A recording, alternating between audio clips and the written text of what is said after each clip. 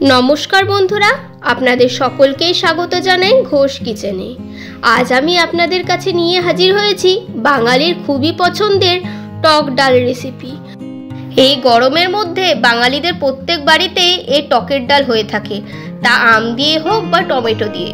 তো আজ আমি আপনাদের সাথে আম দিয়ে টক ডালের রেসিপি নিয়ে হাজির হয়েছি। আশা করি আজকের রেসিপিটি ভালো লাগবে আর আমি খুব সহজ এন্ড সিম্পল ভাবে করেছি, তো ভিডিওটি স্কিপ না করে দেখে নিন। এই রেসিপির জন্য আমি প্রথমে এখানে নিয়ে নিয়েছি মুসুর ডাল।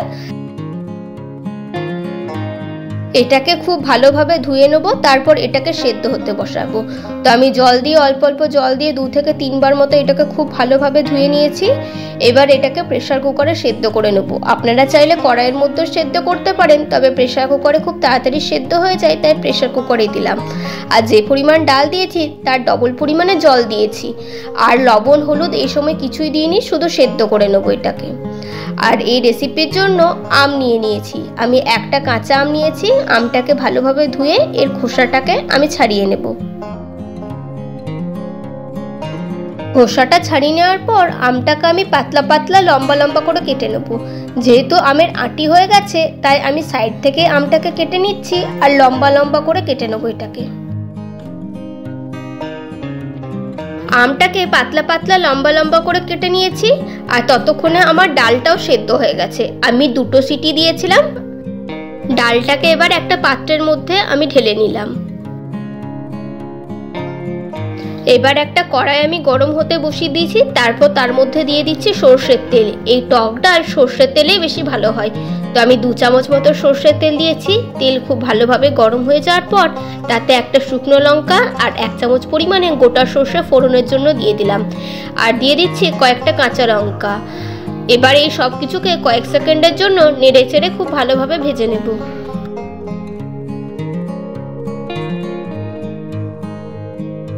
ফোড়নটা ভালোভাবে ভাজা হয়ে গেলে তার মধ্যে কেটে রাখা আমগুলোকে দিয়ে দেবো। আমগুলোকেও 1 থেকে 2 মিনিটের মতো লো টু মিডিয়াম ফ্লেমে ভেজে নেবো, তাহলে আমটা 50% মতো সেদ্ধ হয়ে যাবে।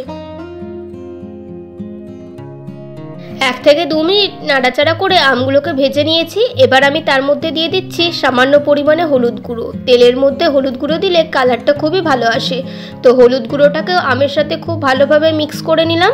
এবার আমি এর মধ্যে সেদ্ধ করে রাখা ডালটাকে অ্যাড করে দিচ্ছি।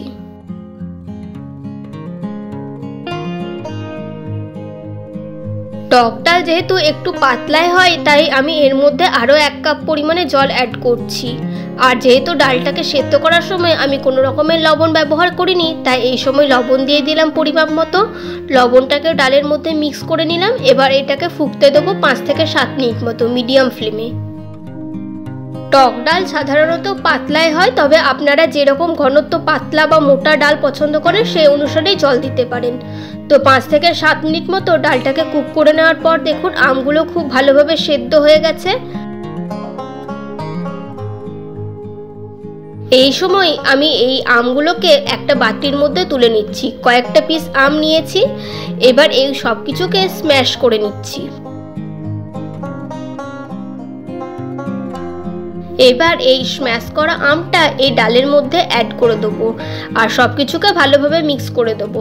এইভাবে যদি আমটাকে স্ম্যাশ করে দেন তাহলে ডালের মধ্যে আমের ফ্লেভারটা খুবই ভালোভাবে পাওয়া যাবে। আপনারা একবার এইভাবে বানিয়ে দেখবেন, খেতে খুবই টেস্টি হয়। নামানোর আগে আমি এবার এর মধ্যে অ্যাড করে দিলাম 1/2 চামচ পরিমাণে চিনি। যেহেতু এই আমগুলো খুব বেশি টক ছিল না, তাই আমি 1/2 চামচ পরিমাণে দিয়েছি। আপনারা নিজেদের স্বাদ অনুসারে অবশ্যই দেবেন। এবার গ্যাসের ফ্লেমটাকে অফ করে এটাকে নামিয়ে নেব। এই তীব্র গরমের মধ্যে এই টক ডাল যেমন খেতে খুবই ভালো লাগে, সেরকম খুবই উপকারী। আমি খুব সহজ অ্যান্ড সিম্পল ভাবে আপনাদের সাথে এই রেসিপিটি শেয়ার করেছি, আর এটা তৈরি হতেও সময় লাগে খুবই কম। আশা করি আজকের আমার এই রেসিপিটি আপনাদের সকলেরই খুব ভালো লেগেছে। ভিডিওটি ভালো লাগলে অবশ্যই লাইক করবেন আর পরিচিতদের মধ্যে শেয়ার করতে ভুলবেন না। আপনাদের মতামত কমেন্ট বক্সে জানাবেন। আর যারা এখনো পর্যন্ত চ্যানেলটি সাবস্ক্রাইব করেননি, অবশ্যই চ্যানেলটি সাবস্ক্রাইব করে পাশে থাকা বেল বাটনটি প্রেস করে দেবেন নিত্য নতুন রেসিপির আপডেট পাওয়ার জন্য। ভালো থাকবেন, সুস্থ থাকবেন। ধন্যবাদ।